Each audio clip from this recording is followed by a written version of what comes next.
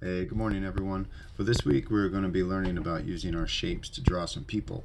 This is the next step, trying to get away from stick figure drawings that we often do in kindergarten and pre-K, and just a small challenge of using our shapes and putting our arms and legs with rectangles that move can make a big difference in our drawings and make them look really great. So this week we're looking at the artist Jacob Lawrence.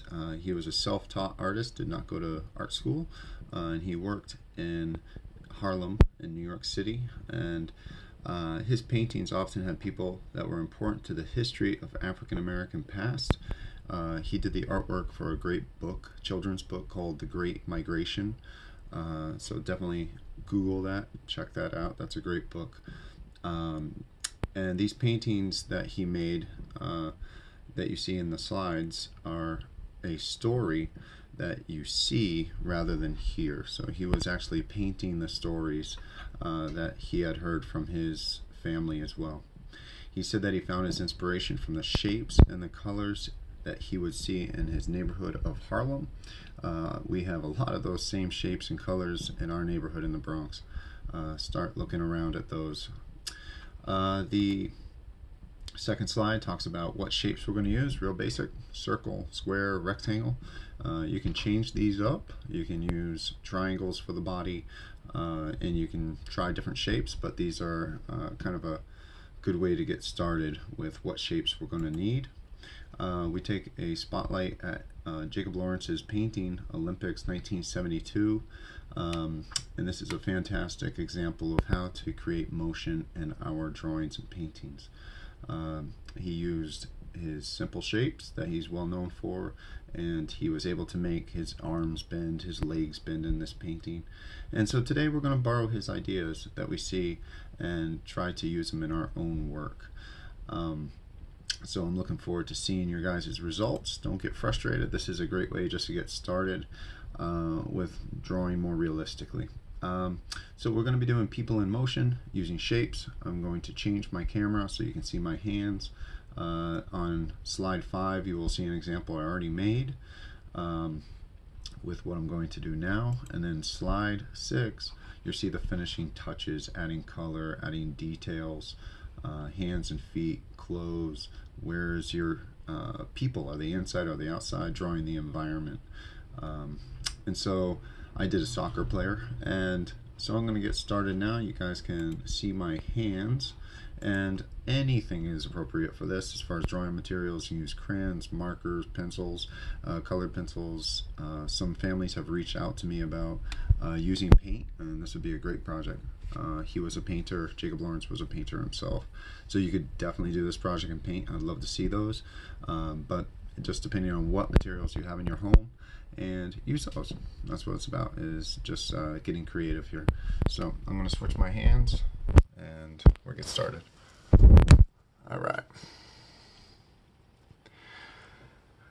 Alright, so I'm pretty much looking at slide number 5 on the slides that I provide you.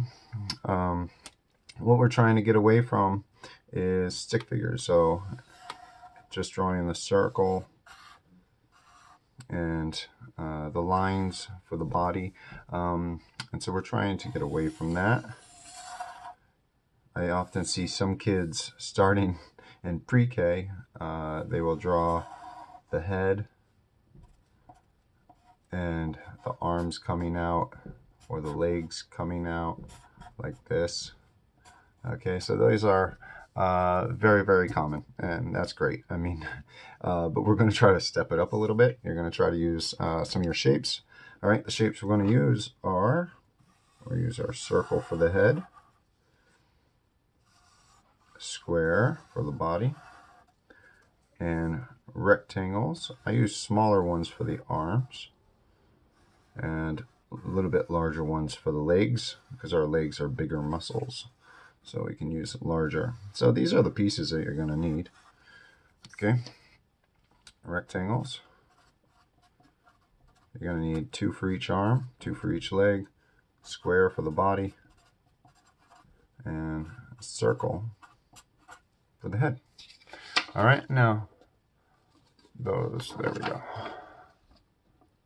All right, so here's my paper and get my drawing. I really suggest, if this is in my classroom, I often say draw 4 or 5 of these people to keep practicing and moving the arms and the legs in different directions. So each time we get started, start with a circle. Okay, I like to add 2 little lines for the neck.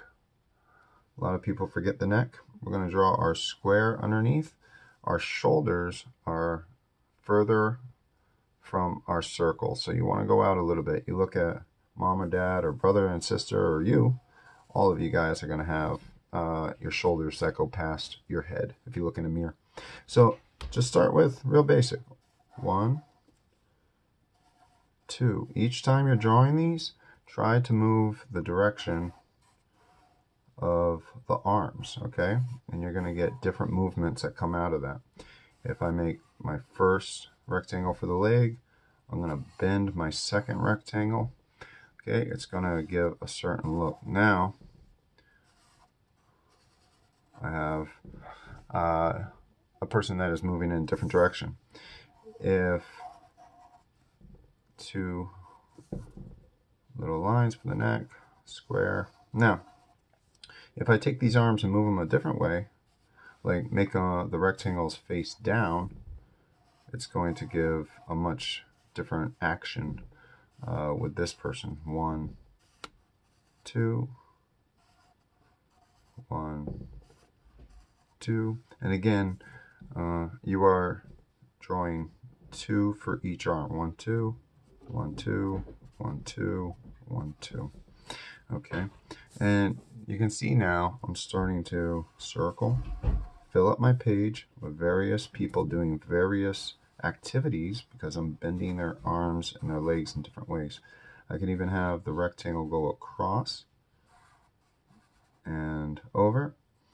This is a fun project. You can ask people in your family to stand in front of you and you can attempt to draw them doing different movements with their body. This one, I mean, I could have a knee this way. There's his knee. Okay. Real basic. People that are small are going to look like they're far away. So if I draw a small figure or person up here, maybe it'll look like he's kicking a ball. Okay. Then you can show that people are far away. Kind of cool. Again, you may want to think about adding your environment. Okay, I'm just going to draw a horizon line. All right, puts everybody on the ground. We talk about details in slide 6. Okay, obviously going in, adding your eyes. Okay, you guys can play around with different ideas for eyes. Just keep it simple, keep it fun. Just like that. Maybe a smiley face. Okay, some ears. And you can make the hairline. There we go. I'm going to use a zigzag. Okay, get some hands. For hands, I really like just making a curved line like a rainbow. And just put some fingers on there. Just so little teeny tiny rectangles kind of. That's a good way. 1, 2, 3, 4, 5. Good. So you go through half circle. 2, 3, 4, 5. All right. Feet. You can do little rectangles.